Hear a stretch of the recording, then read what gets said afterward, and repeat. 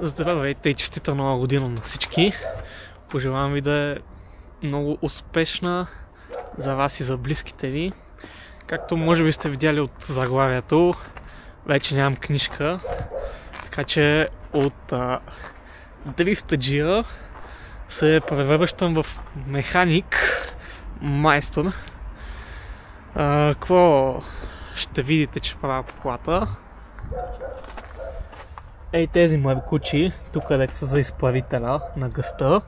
Буквално втория ден видях, че е спукан тук и се напикава колата. И губеше антифриз, нали? И го затиксувах с изолев бант. И държеше реално, държеше бая време. Обаче накрая се спука и тука. Сега ще преключа клипче, може би. Ето го, старото парче, къде е пукнато. И да, тук се спука и вече губеше по бая повече антифриз. Аз си бях и сменил антифриза и само доливах и то, да, не беше изгодно за мене. И накрая, какво се опитах, понеже беше тук точно на свръзката проблема, си викам, дай, той има аванс, ще го резна тук и ще го придърпам.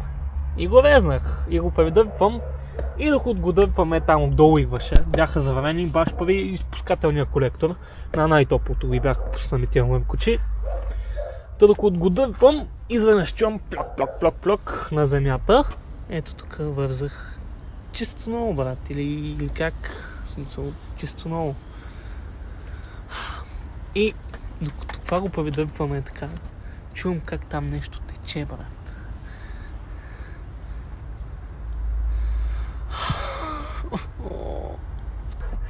Та маркуча буквално се спука. Значи, чакайте, аз ги пазя. Тия маркучи в принцип са гумени. И нали гумата си е гума, а това нещо значи изобщо не се огъва. Вижте как се чупи. И да, смених ги. Те тук много ме беше страх да ги пипам, защото буквално не мога да видя откъде идват. Толкова са заварени. Тук реално. Оттам идват.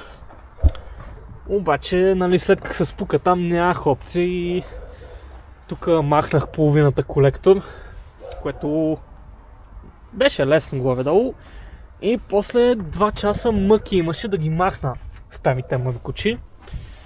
Да, махнах ги, взех нови и новите реално ги сложих за 15 минути. Много по-лесно беше слагането, отколкото махането. Да, деня свърши и обаче имам напредък. Ето този тройник, от него единия маркуч, до него друг тройник, там е другия маркуч. Ето виж, даже мога да си снимам ръката с тях, което е невероятно.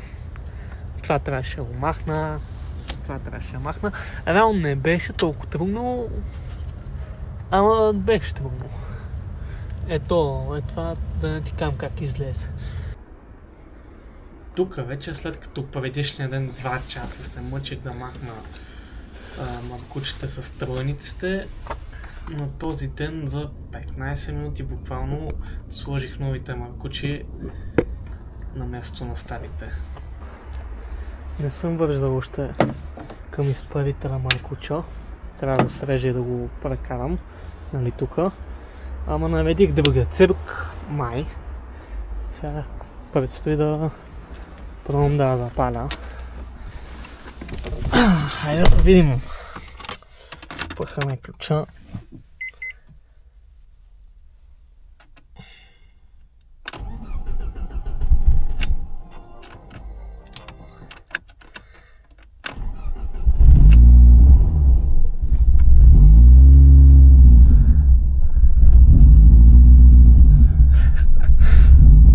Сякаш нещо не съм свързал.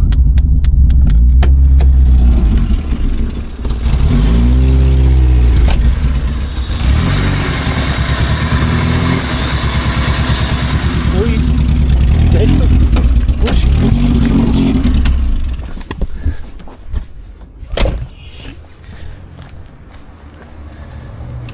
Какво ми изпуши тук? Нямам идея.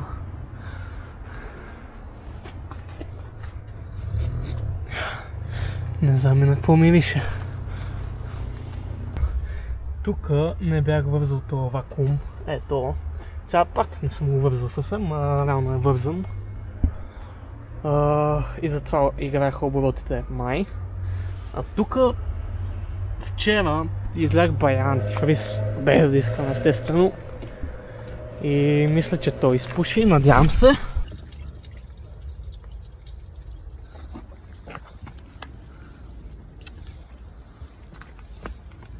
Още антифриз. Сега ще пробвам пак да запаля колата.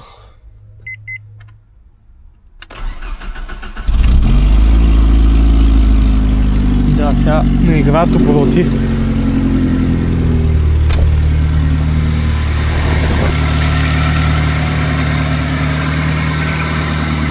Помпата може би върти на сухо за антифриза, което не знам колко е окей. Сега и нищо не пуши май. А не, пуши леко. Може би антифриза. Надявам се. Колата доста бързо загрява. Сега включих на газ, защото имах някакви съмнения да не съм прецакал това окабеляването на газта, но не съм. Затова гъса сега и ще вързвам маркучите. Вече се стъмни. Аз ходих да си купа антифриз и дестилирана вода. Ето го антифриза, някакъв немски. Имаха български, белгийски и немски. Взех си немски, защото беше литър и половина. Мене точно толкова горе-долу сметнах, че ще ми трябва. Събра 2 литра дестилирана вода и почти целият антифриз. Обезвъздуших я вече. За газта е малко по-сложно. Принципно работи да си покарате колата и се обезвъздушава тия маркучи. Но аз нямам такъв вариант, затова ги взех и е така ги разклатих. И веднага станаха топлички. Преди час-два я загасих. И сега слизам да я запаля пак. Защото ще ходя на някъде. И това маркуче така. Това не знам защо. Принципно съм чул, че на счупените коли маркучета се надуват. Моята обратното. По целия процес почти не съм снимал, защото го правех пред вкъщи и ми беше неудобно пред минувачите.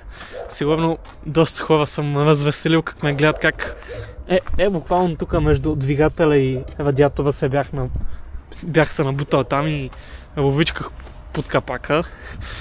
И да, сигурно някои хора са ми се посмели, други пак сигурно са си казали тия БМВ-та пак са счупени.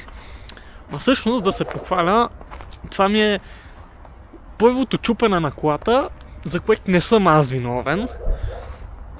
И реално доста съм доволен от нея. Стария собственик, ако случайно гледа, искам да му благодаря, че това ми е първата кола, нали, доста я покарах, доста спомени и доста се понаучих, нали, да карам. Сега ще си кажа, той е БМВист, как? То това няма как, тия хора не могат да карат. Като купих колата, дойде с 5 или 6 ключа. Значи, имаше един, с който се пали. 2 еднакви, с които се заключва шофьорската врата. Четвърти ключ, с който се отключва и заключва от багажника. И пети ключ, който е като за обикновена врата, за някакво съкровище, не знам. Тук ще сложа снимка на всичките ключове, нали, с които дойде колата. И аз как реших този проблем, оставих си един ключ, с който се пали само. И другото ми е ето това дистанционно. Обаче, какво се случи? Това дистанционно за 16 лева го взех от Алиекспрес. Ето с какво е то. Ето това. Се прецака. Нали, издържа бая време. бях много доволен. Хващаше някакво от 20 метра, но се прецака. И днес за 18 лева вече, защото вече цените явно са по-скъпи, ми дойде ето това, което нали, ето, виждате го, значително по-малък приемник и дистанционни с 2 бутончета вместо 3. Аз така или иначе не ползвам третото, ама беше яко, защото можех просто така да го цъкна и нищо да не се случва, ама ми да ми светкат мигачите. Так днес какво ще се случи? Ще сложа новия приемник и ще го тествам. И тук по жабката отворих и изникна тази скандална букса, която съм правил. Тия жици много зле, но мисля, че няма да се запалят, което е най-важното. Както мога да видите, нали, тук пасват перфектно на старото, но новото не баш. И сега ще трябва малко преправяне. Ще трябва да размена плюса и минуса по схема, така го гледах, че това ще направим сега. И ми вързах го, но по някаква причина не работи, не се чува трелята да щракат. Навероятно някой кабел се е възместил тук, сега ще погледна. А, не! Сега се сетих, тук бях махнал предпазителя. Да, добре, просто ще взема от буксата на новото бушонче и ще го сложи и ще заработи. Ето, Live Reaction сега.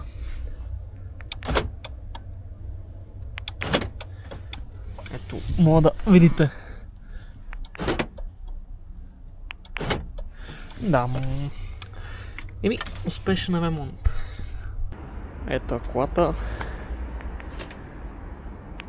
Мигат и мигачите, което е доста яко е. Като отключа, мигат 2 пъти. А като заключа, веднъж. Сега реших да го стисна и едва ми се стиска. Преди беше много мек. Не знам какво се случва с тази кола. Сега един приятел ме свекна, че по принцип е нормално в системата да има налягане, нали? Тя седи на към 2 бара. Обаче при мен преди нямаше налягане, понеже ми бяха спукани мъркучите и изтичаше. И сега е нормално да има налягане след като ги оправих. Тоест най-вероятно колата ми няма никакви проблеми. И сега предстои да разбереме.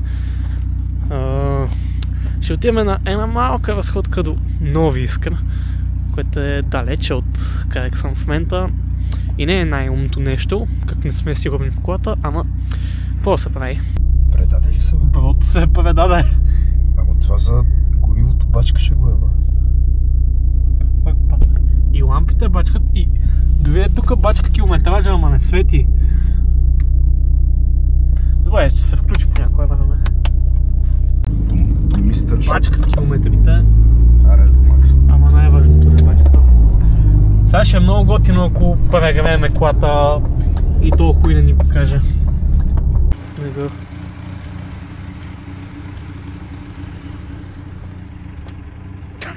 Поравиш кофта, бе.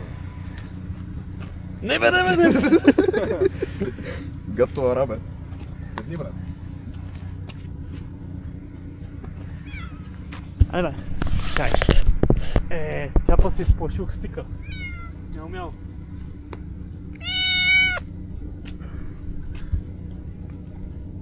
Мяу. Мяу. Мяу. Та, другия ремонт, тунинг, който реално е абсолютно безсмислен, е тази елперка, която сложих с инсталации като кабелчета, реленца, глупости.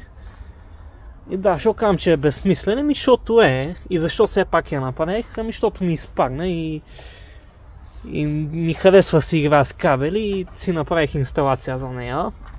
Обаче тя сега не работи, защото е тази бомбичка тук, която е сензора, който реално я пуска.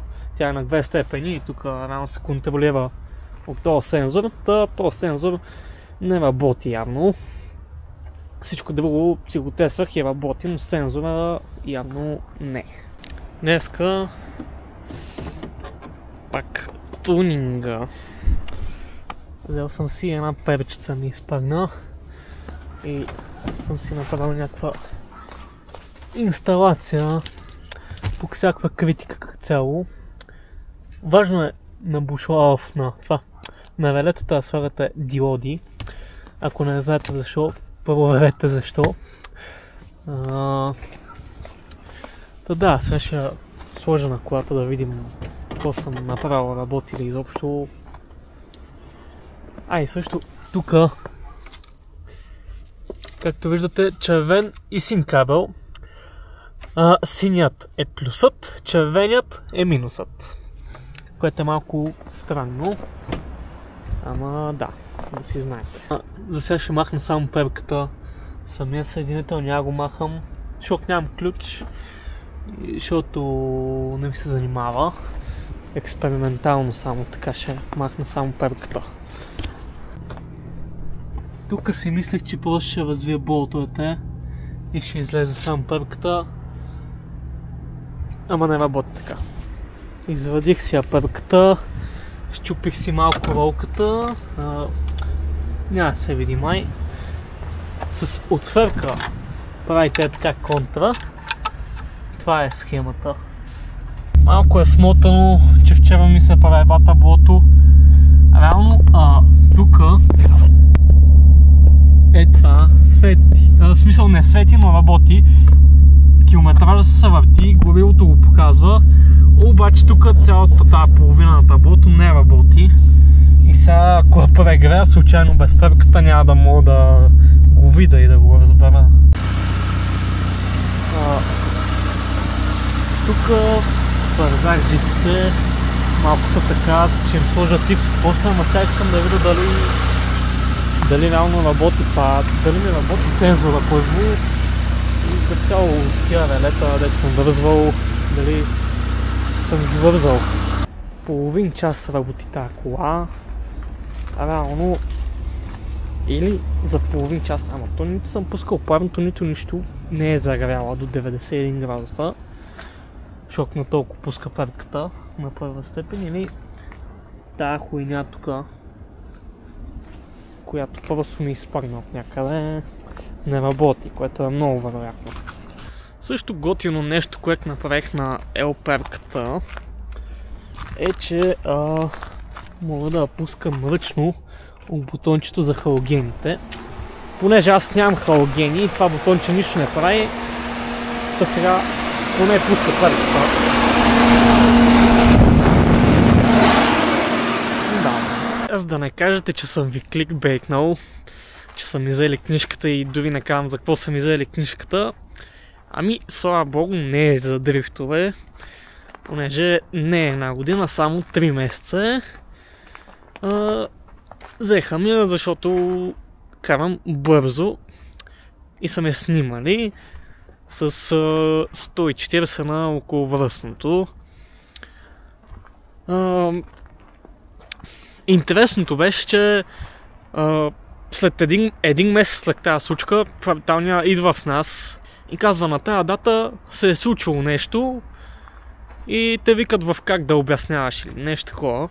И аз изобщо не си спомням какво се е случвало тази вечер. Гледах на прогнозата, че е валяло и си викам: сега само да не е някой дрифт, ама не, аз тогава нямах заварка, не съм правил такива работи. И да, отивам в КАТ и една жена, тя ме обслужи и просто ми вади една снимка и мен просто ми олекна някакво. Знаех, че ще ми вземат книжката, но ми олекна, че не е за една година и че няма ми треснат 3000 лева глоба. И да. Днеска, 3 януари, празнувам 7 месеца откакто имам книжка и по този повод ще ходя в как да си дам книжката. Много приятно. Мислех първо да си замия малко колата, защото на нищо не прилича. Ма имаше много хора на на автомивката, а аз бързам, така че директно отивам към КАТ. Сам трябва да взема един приятел, който да ме върне. после, защото няма да мога да карам кола след. Искам и да благодаря на всички хора, които са се абонирали за канала или са лайкнали или споделили, коментирали миналото видео. Следващото видео най-вероятно ще е на Бухово, така че ако проявявате интерес, може да се абонирате за канала. Благодаря, че изгледахте това видео и чао!